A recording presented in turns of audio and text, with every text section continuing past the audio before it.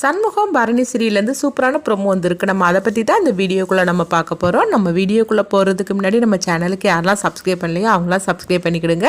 பக்கத்தில் உள்ள பெல் பட்டனை கிளிக் பண்ணிடுங்க. வாங்க வீடியோக்குள்ளே போகலாம்.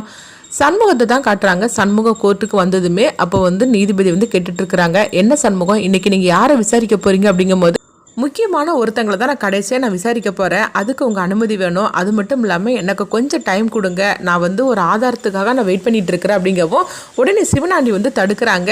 இது என்ன நினச்சிக்கிட்டு இருக்கிற, இது கோர்ட்டு நினச்சியா உன் வீடு நினச்சிட்டு இருக்கிறியா, இவனுக்கு ஏதோ ஆதாரம் வரணுமா, அதுக்காக நம்ம எல்லாரும் வெயிட் பண்ணிட்டு இருக்கணுமா, என்ன இவரானர் இவனுக்காக நீங்கள் இந்த அளவுக்கு சலுகைகளாக நீங்கள் கொடுக்கறது சரியில்லை அப்படிங்கும் போது இப்போ நீதிபதி சொல்கிறாங்க, இங்கே பாருங்க நான் உங்கள்கிட்ட ஆரம்பத்துலேருந்தே சொல்லிட்டு இருக்கிறேன், இந்த ரூல்ஸ் எல்லாமே நம்மளுக்கு தான் தெரியும், ஆனால் சண்முகத்துக்கு இந்த ரூல்ஸ் எதுவுமே தெரியாது. அது மட்டும் இல்லாம எல்லா ஆதாரத்தையும் சரியான விசாரிச்சு நம்மளுக்கு கொடுக்கறதுல சண்முகம் கரெக்டா தானே அவர் வேலையை செஞ்சுட்டு இருக்கிறாரு. அப்படி இருக்கும்போது இது ஒரு முக்கியமான ஒரு கேஸ் நடந்துட்டு இருக்குது.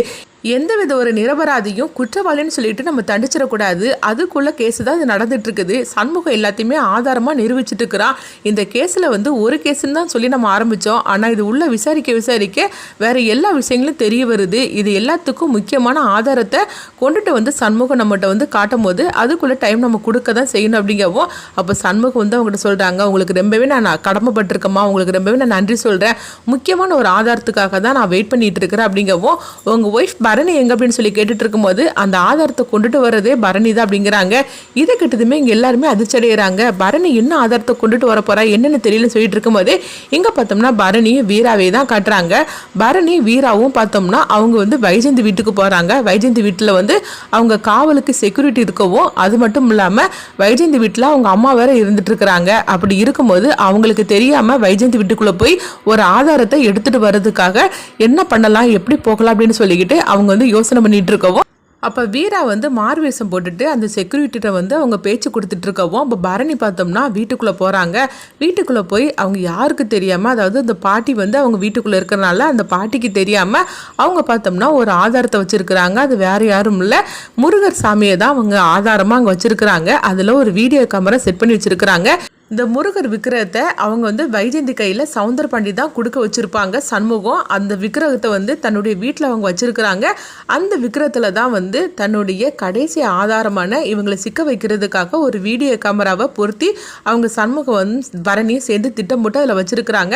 அந்த முருகர் விக்கிரகத்தை எடுக்கிறதுக்காக தான் பரணியும் வீராவும் சேர்ந்து திட்டம் போடுறாங்க. வீரா பார்த்தோம்னா இவர்கிட்ட பேச்சு கொடுத்துட்டு இருக்கவும், அதே நேரத்தில் பரணி வீட்டுக்குள்ளே போய் அந்த முருகர் விக்கிரகத்தை அவங்க எடுத்துகிட்டு வந்துருந்தாங்க. எடுத்துகிட்டு வந்ததுமே பரணி வீராவுக்கு ஃபோன் பண்ணுறாங்க, நான் எடுத்துட்டு இருந்தாச்சு நீ வந்துரு அப்படின்னு சொல்லவும் உடனே வீராவும் அங்கேருந்து வந்துருந்தாங்க. அடுத்ததாக பார்த்தோம்னா இவங்க ரெண்டு பேருமே கோர்ட்டுக்கு கிளம்பி வராங்க. அப்போ சவுந்தர பாண்டி பாண்டி மட்டும் சொல்லிட்டு இருக்கிறாங்க, பரணி எங்கே போயிருப்பா, என்ன ஆதாரத்தை கொண்டுட்டு வரா, ஒன்றுமே புரிய மாட்டேங்க அப்படின்னு சொல்லிட்டு இருக்கும்போது இங்கே கோர்ட்டில் எல்லாருமே இருந்துட்டு இருக்கிறாங்க. அதனால வைஜெயந்திக்கும் என்ன பண்ணுறதுக்குன்னு தெரியல, என்ன அவன் பண்ண போகிறான்னு தெரியலையே, ஒன்றும் புரிய மாட்டேங்க அப்படின்னு சொல்லிட்டு இருக்கும்போதே அப்போ அடுத்ததாக பார்த்தோம்னா அவங்க பரணி அவங்க ஃபோன் பண்ணியிருந்தாங்க, நான் வந்துட்டு இருக்கிறேன் அப்படின்னு. இந்த நியூஸ் சண்முகத்துக்கு அவங்க ஃப்ரெண்டு அவங்க தெரியப்படுத்தவும் உடனே அவங்க சண்முகம் தன்னுடைய கேஸை அவங்க ஆரம்பிக்கிறாங்க. அம்மா பரணி வந்துட்டு இருக்கிறாமா ஆதாரத்தோட, இப்போ நான் யாரை விசாரிக்க போறேன்னா வைஜெயந்தி மடத்தை தான் நான் விசாரிக்க போறேன் அப்படிங்கிறாங்க.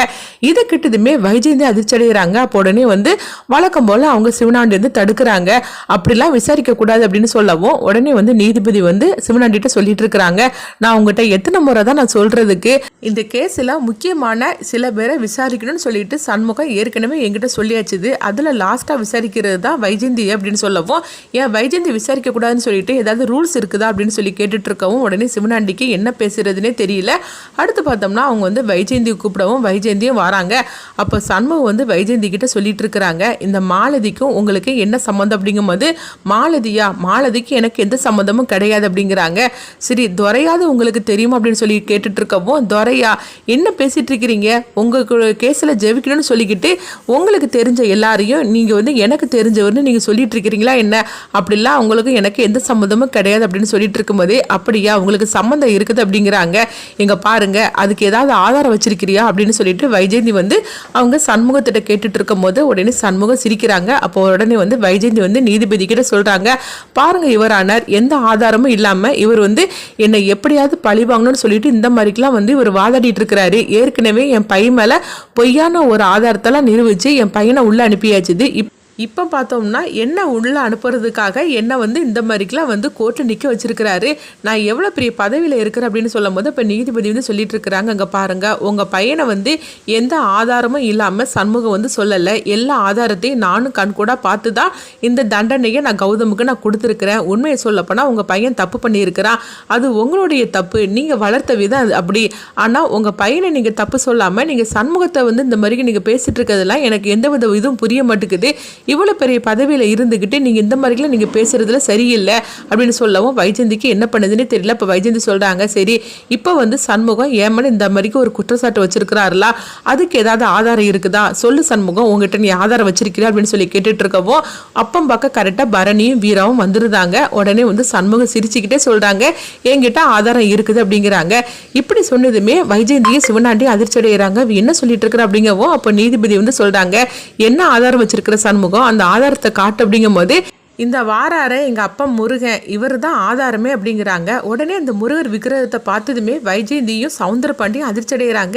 என்னது இந்த முருகர் விக்கிரகத்தை வந்து நம்ம வைஜெயந்தி கிட்டெல்லாம் கொடுத்தோம், அது எப்படி ஆதாரம்னு இவன் சொல்லிட்டு இருக்கிறான், ஒன்றுமே புரிய மாட்டுக்கு அப்படின்னு சவுந்தரபாண்டி சொல்லிட்டு இருக்கவும் அப்போ சவுந்தரபாண்டிகிட்ட பாண்டியம்மாலும் கேட்டுட்டு இருக்கிறாங்க, இது வந்து வைஜெயந்திட்ட நீ கொடுத்தது தானே, இது எப்படி ஆதாரம்னு இவன் சொல்லிட்டு இருக்கிறான், இவனுக்கு ஏதாவது பைத்தியம் பிடிச்சி போச்சா அப்படின்னு பாண்டியம்மா கேட்டுட்டு இருக்கவும், அக்கா நீ கொஞ்சம் அமைதியாக இரு, ஏதோ ஒன்றும் நடக்க போகுதுன்னு தெரியும், என்னன்னு தெரியலையே, இவன் இதை வச்சு என்ன விளையாட்டை வந்து வச்சிருக்கிறான்னு தெரியல அப்படின்னு சொல்லிட்டு இருக்கவோ அடுத்து பார்த்தோம்னா உடனே வந்து வைஜெயந்தி கேட்டுட்டு இருக்கிறாங்க, இந்த விக்கிரகத்தை வந்து இது ஏன் வீட்டில் தானே இருந்தது, இது எப்படி இவன் தூக்கிட்டு வந்தான், இதில் என்ன ஆதாரம் இருக்கு அப்படின்னு சொல்லி பார்த்துட்டு இருக்கும் போதே அப்போ நீதிபதி வந்து முருகர் விக்கிரகத்தை பார்த்ததுமே அவங்க சாமி கும்பிட ஆரம்பிச்சிருந்தாங்க. அடுத்தது சொல்லு சண்முகா, இதில் என்ன உனக்கு வந்து ஆதாரம் இருக்கு அப்படிங்கும் போது என் அப்பா முருகன் என்னை எப்பவுமே கைவிட மாட்டான் அப்படின்னு சொல்லிட்டு முருகர் விக்கிரகத்துல இருந்து ஒரு வீடியோ ஆதாரத்தை அவங்க எடுக்கிறாங்க. இதை கொஞ்சமே எதிர்பார்க்காத சவுந்தரபாண்டி, சிவனாண்டி, வைஜெயந்தி இவங்க மூணுமே வந்து அதிர்ச்சி அடைகிறாங்க. இது என்னது, இந்த விக்கிரகத்திலேருந்து இவன் எதையோ வந்து வீடியோ ஆதாரமாக எடுத்துட்டு இருக்கிறான், என்ன வச்சிருக்கான்னு தெரியல அப்படின்னு சொல்லிட்டு இருக்கும் போதே இப்போ சண்முகம் வந்து அந்த ஆதாரத்தை அவங்க கொடுக்கவும் நீதிபதியும் அதை வந்து அவங்க போட்டு பார்க்குறாங்க. போட்டு பார்க்கும்போது குரு வந்து அவங்க சொல்லிட்டு இருக்கிறாங்க, மாலதியோட கதையை முடிச்சது மேடம் சொல்லி தான் நான் செஞ்சேன் அப்படின்னு வைஜெயந்தியோட அம்மா கிட்ட வந்து அவங்க வாக்கு மூலமாக அவங்க கொடுத்துருக்குறாங்க. இதை வந்து வீடியோ ஆதாரமாக அவங்க நீதிபதி பார்க்கவும் பார்த்ததுமே இவங்க எல்லாருமே அதிர்ச்சி அடைகிறாங்க. குரு அதுக்கப்புறம் வைஜெயந்தி, சிவனாண்டி, சவுந்தரபாண்டியன் எல்லாருமே அதிர்ச்சி அடைகிறாங்க.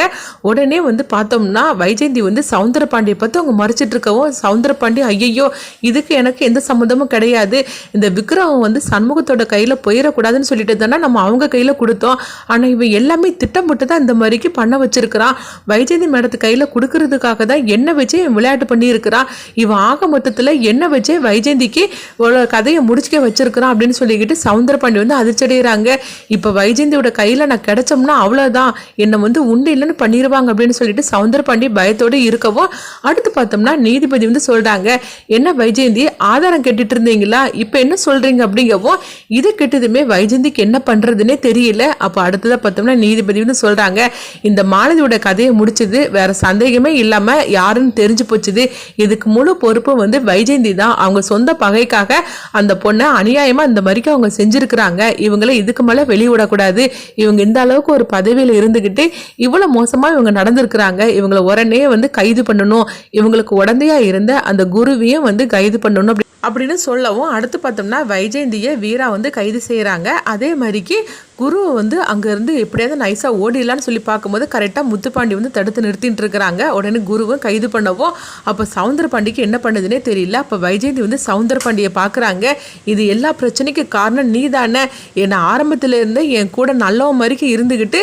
நீ என்ன இருந்தாலும் சண்முகத்துக்கு தான் நீ நல்லது செஞ்சுருக்கிற, இந்த விக்கிரகத்தை இதுக்காகத்தான் நீ எனக்கு கொடுத்தி அப்படின்னு சொல்லும் போது ஐயோ மேடம் இதுக்கு எனக்கு எந்த சம்மந்தமும் கிடையாது, அந்த சண்முகம் என்ன வச்சு அவன் இந்த மாதிரி பண்ணுவான்னு சொல்லி நான் கொஞ்சம் கூட எதிர்பார்க்கவே இல்லை அப்படின்னு சொல்லிட்டு இருக்கவும் அடுத்து வந்து வைஜெயந்தியை வாங்க அப்படின்னு சொல்லிட்டு அவங்க கூட்டிட்டு போறாங்க.